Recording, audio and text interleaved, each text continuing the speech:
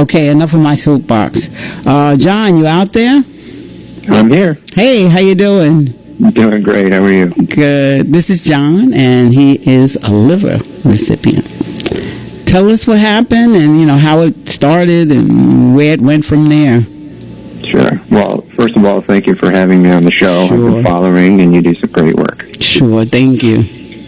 So I was diagnosed as an infant with biliary atresia, which is a breakdown of bile ducts in the liver. Mm-hmm. So I was, at that time, I was about 6 months old. I was referred to a gastroenterologist, and he broke the news to my parents that I would be needing a liver transplant, most likely very, very soon. So the first thing they tried was called a Kasai procedure. Mm-hmm. It's where it's named after a Japanese surgeon. It's where they take pieces of the intestines and actually make makeshift bile ducts to try to drain that waste, that bile out of the liver. And unfortunately, in my case, it didn't work for very long. So the need for a transplant was imminent. Of course, at this point, I was getting sicker. I was getting jaundice, things like that. And I actually received my first transplant on January 14th, 1983. And how old were you then? I was 13 months. Oh, my goodness. Yeah, this was in Pittsburgh.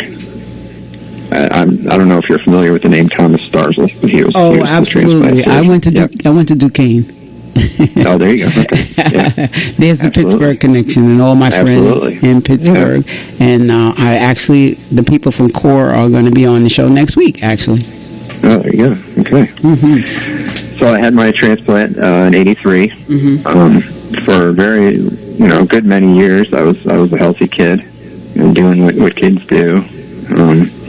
Had a few restrictions, but mostly just living my life and doing my thing. It was becoming apparent around when I was around 12 to 13 that it was likely I was going to need another liver. My enzymes, my liver numbers were starting to increase.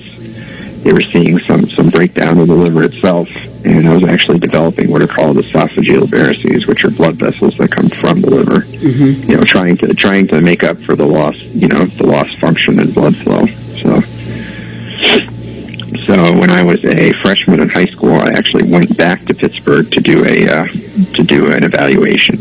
They check you over and make sure that you're able to receive a transplanted organ. They actually do an overview for you. Because I'm now aware of what's going on and able to understand what's going on. So they showed me a slideshow and all the different things that I'd be hooked up to, and went over non-compliance. I'm sure you've heard that before. We had a whole show about compliance. Oh yeah, I had to sign a document. My parents had to sign a document, all that stuff.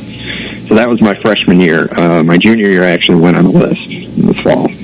Okay, now this is you're in high school or in college now? High school? No, high school. Okay. High school, yeah. So I was a junior in high school.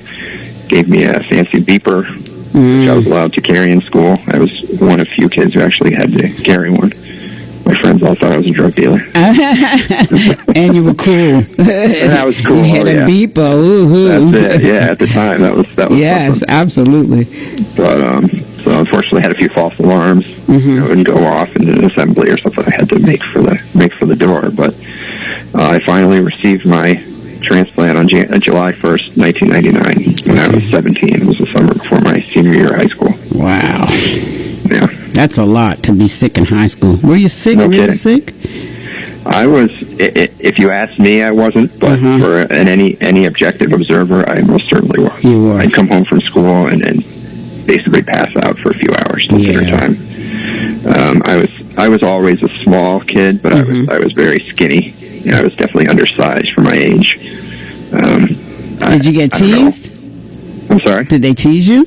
No. Good? No, okay, actually, good. I didn't get teased, not any more than your average high school student. Okay, that's good. That's good to hear. That's good to hear. Yeah, no, it's true.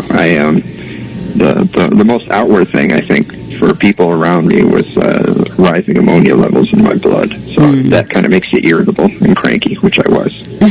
You picture your average teenager is already hormonal and cranky, and then you add that on. I wasn't always a pleasure to be around. But yeah, so I was definitely getting sick. Okay. Definitely sick. So then, thankfully the transplant came when it did. It was certainly a life-saving event. So from the time you went on the list to the time you actually got it was how long for the last transplant? Let's see, it was about a year. Oh, boy. And a half. Year and a half. That's a long time. Yeah, no kidding. That's a long time. We'd gotten to the point where we were kind of, I didn't forget, but I kind of was like, I'm tired of this stuff. I'm not even going to think about it, because it had been a long time. Right, that is. It's for a liver. And you're kind of hanging on the edge, just waiting for your life to move on, to And have you're a that kid. You chance. just really were a kid. Right. Absolutely. Yeah. Oh, boy. Can you, I know you're not a doctor, but some people might not know what the liver does.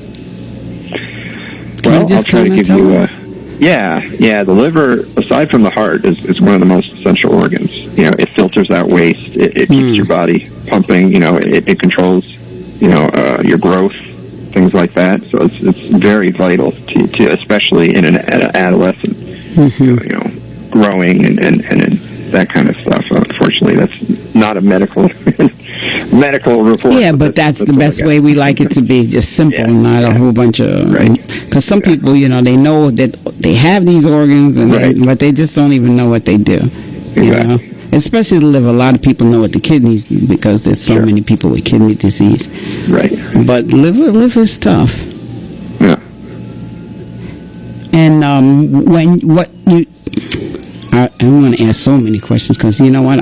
We don't get many people that talk about their livers. Most people that call on in here or our guests have been kidneys and hearts. Right. And so what kind of pain were you in? Thankfully, I was not in any pain. Oh, it was not. It was not something that I felt. Mm-hmm. It was more. I'd had episodes before this. Where my liver numbers would spike, and I didn't feel anything at all for the most part. All of a sudden I'd end up in the hospital on antibiotics for a couple of days because my liver was kind of going out of control. But no, I didn't really feel any pain or anything like that. Do you have brothers and sisters? I do. I have a sister, and I have a stepbrother and a stepsister, yes. And you are oldest, youngest, where? I am somewhere in the middle. The middle child syndrome. Among the step-siblings and the siblings, but I'm older than my biological sister. Mm-hmm. The middle child syndrome. Yeah, right. That's awesome. What do you when I know you're working on advocacy, tell me about some of the things that you're doing to pay it forward. Well, this all started after my transplant. Mm-hmm. When I was in college. Emotionally, I just wasn't where other kids were. I wasn't ready to go to school and to figure out what I wanted to do with my life. I was still struggling with. I've had these two amazing gifts, and I can't figure out what I'm supposed to be doing with it. Mm-hmm. At that point, I was not doing well in school, and so I was kind of frustrated because I should be doing something. I should be more successful than I am, and things like that. So it took me a long time to kind of recover from that. But what came out of that is I wanted to start to write a book on my experience, a memoir, if you will. And so a couple of years ago, I actually went on the I guess you could call it the Career Builder for Writers. Okay. I found one, and I've been working with her ever since. We're now in the it's called the developmental editing phase, where you present your transcript to them, to the editors, and they go through and say, well, what about this? Or you need to expand more on this, and things like that. Yeah. Mm-hmm. So God bless my parents; they've had to relive their nightmare a couple times now, trying to again and again, and now have to add more detail and to go even deeper and to find all those emotions. So God bless them for that. But it's really been an incredible experience so far. Growing up, I've always had little anecdotes that I've kept with me, but this is kind of a chance to all put it out there. What'd you learn about you? I'm sorry? What did you learn about you? About me? Yes. Well, I'm incredibly resilient, thankfully. Good. I like to, I'm very close with family. Family is very important to me. And I've learned that, thankfully, I'm one of a lot of people who have gone through this similar experience, and that's what I'm starting to find out, getting out on social media. I started a blog, to kind of share my experience. Sometimes some of the lighter stuff Yeah, not always the heavy not metal. all the medical drama. Exactly. Right, but the lighter things and the stories that I've carried with me for so many years that now I think it's a perfect time to share. Mm-hmm. So that's how I've been trying to pay it forward. Mm-hmm. And with this book, I hope other people in similar situations can say, okay, there's light at the end of the tunnel. Yep. And hopefully they can identify with it. And selfishly also for my kids, because they're 9, 6, and 3. They really don't have much of an idea what Daddy went through as a kid. Right. So this is kind of something that they can take on with them and read. Mm-hmm. That's perfect. That's perfect. Because, that's what it's all about. Helping others. Mm-hmm. I'm just thinking about, I tried to start to write a book, but it was too hard for me. Yeah. It was the emotional part. Absolutely. That was too hard for me. I started writing things down, like you said. Yep. That's why I asked you, what did you discover about yourself? I discovered that I didn't want to deal with it. Well, it's not for everybody. It certainly is. I know. I started writing, and I looked, and I'd be crying, and I was like, oh, no, this is not for me. This is not for me at all. So the book that's coming out this week, actually, is about me, was written by somebody else. Exactly. Because he's like, I knew I wouldn't have the book. time or the courage to write it all myself. Oh, no, there's no way. There's so much. I mean, people don't even realize how much work that is. Oh, absolutely. And how long have you been working on that part of it? It's been longer than I'd liked, but it's probably been 1.5 2 years. That's not too bad. But it's it's everything. She's talked to my former nurses, my former doctors, my family, everybody. I wanted to make sure that it encompassed all of it. Yeah. My author, he took 5 years to do that. Yeah.